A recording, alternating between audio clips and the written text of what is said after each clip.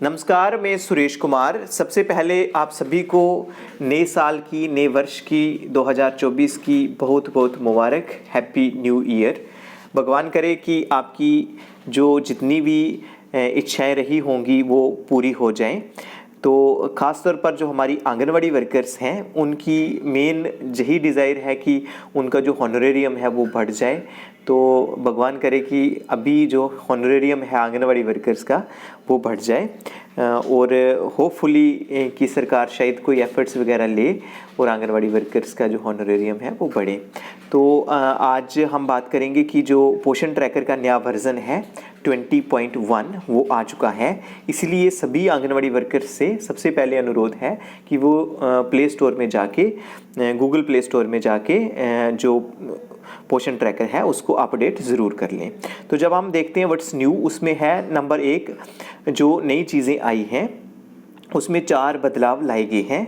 Number 1 है low birth weight report for 0 to 6 month beneficiaries added in current month. इसका मतलब है कि जो लो बर्थ वेट रिपोर्ट है, अगर किसी बच्चे का at the time of birth उसका वेट कम है, वेट कम आपको पता ही होगा कि बाई एंड लार्ज जो बच्चा है उसका वेट 2.5 किलो से लेके 3 किलो के बीच में होना चाहिए एट बर्थ। अगर उससे कम है तो वो डाटा आप जैसे ही आप वहाँ पे चढ़ाते हैं कि कितना बर्थ है तो वो रिफ्लेक्ट होना शुरू हो जाएगा। कहाँ पे रिफ्लेक्ट होना शुरू हो जाएगा?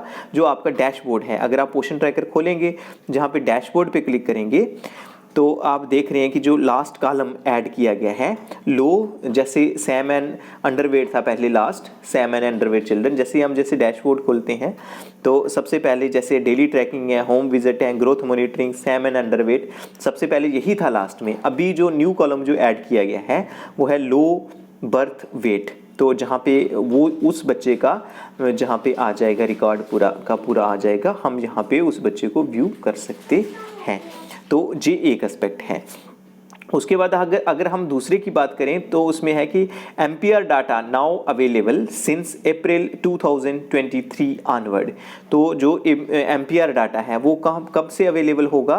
2023, अप्रैल 2023। जैसे आप मोर पे जाएंगे तो मोर के आगे जहाँ पे एम्पियर है वहाँ पे रिफ्लेक्ट, वहाँ पे आप क्लिक करेंगे तो वहाँ पे शो होगा अप्रैल से आगे। सिंस अप्रैल से जहाँ पे है कि जो है कि अप्रैल के बाद शो होगा, अप्रैल 2023 के बाद, सिंस अप्रैल 2023 ऑनवर्ड, मतलब उसके आगे आप देखेंगे वहाँ तो आपको मई का डाटा रिफ्लेक्ट होगा। मई 2023, जून 2023, जुलाई, अगस्त, सितंबर, अक्टूबर, नवंबर एंड दिसंबर 2023, ये दिसंबर तक जो डाटा है वो रिफ्लेक्ट होगा।